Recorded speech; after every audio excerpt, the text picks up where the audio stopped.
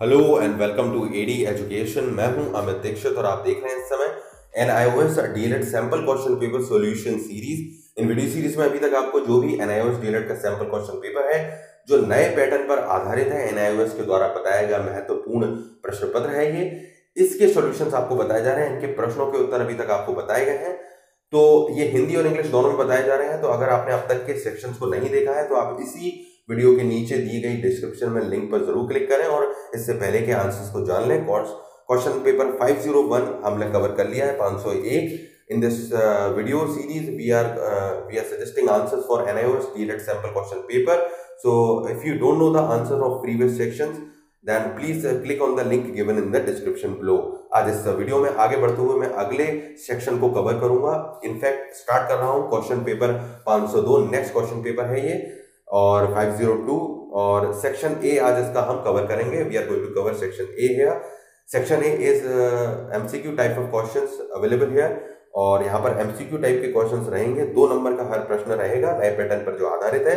तो चलते हैं पहले प्रश्न की तरफ।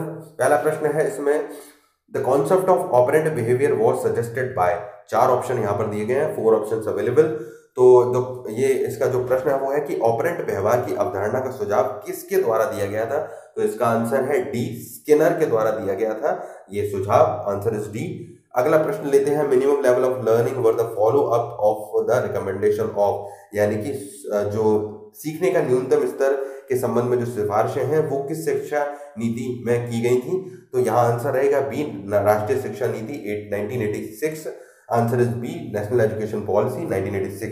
क्वेश्चन नंबर 3 हम लेते हैं, which of the following is not a stage of discovery method, यानी कि खोज विधि का एक चरण नहीं है।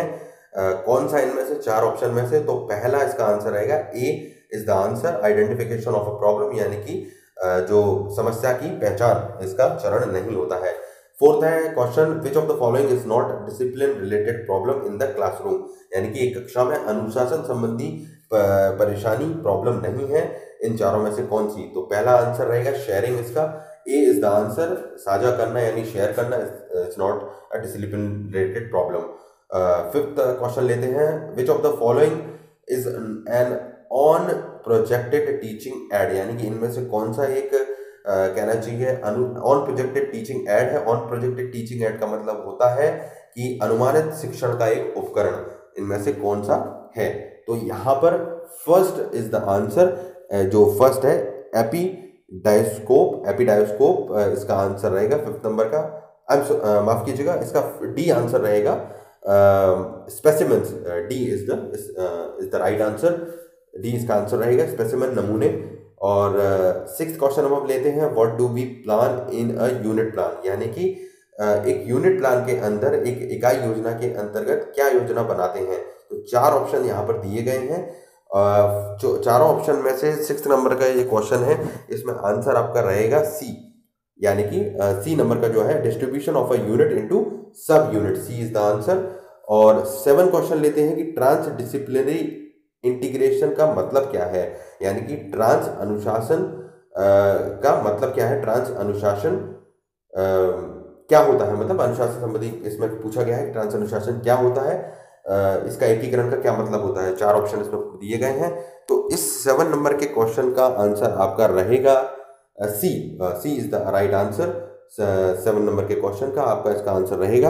अब हम चलते हैं नेक्स्ट प्रश्न की तरफ, जो कि है 8 नंबर का question, which article of the constitution seeks to provide facility for instruction in mother tongue at primary stage, यानी कि इसमें पूछा गया है कौन सा संविधान का अनुच्छेद है जो प्राथमिक कक्षाओं में मातृभाषा में शिक्षा की बात करता है या शिक्षा की अनुशंसा करता है। तो इस क्वेश्चन का आंसर रहेगा, क्वेश्चन नंबर 8 का आंसर रहेगा A, is the right answer for this question जो आपसे पूछा गया है। अब हम चलते हैं 9th क्वेश्चन की तरफ।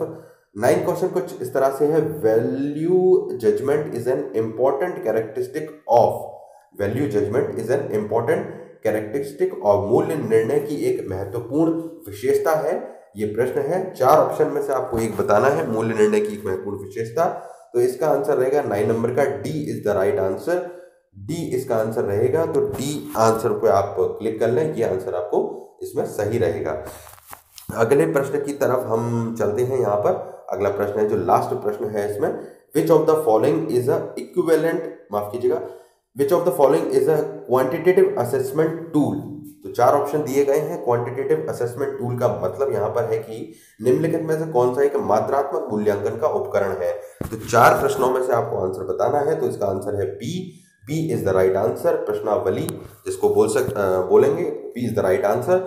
सो ये थे वो 10 प्रश्न जो सेक्शन ए के हमने कवर किए 502 क्वेश्चन पेपर के। Here are the question answers of section A, question number 1 to 10। So इनको डाउनलोड करने के लिंक मैं वीडियो के नीचे डिस्क्रिप्शन में दे देता हूं, तो वहां से आप हिंदी और इंग्लिश दोनों में ये डाउनलोड कर सकते हैं। You can download the answer from the link given in the description below of this section A. तो आपको ये जरूर पसंद आया होगा, आई एम श्योर, और आपको हेल्पफुल भी लगेगा।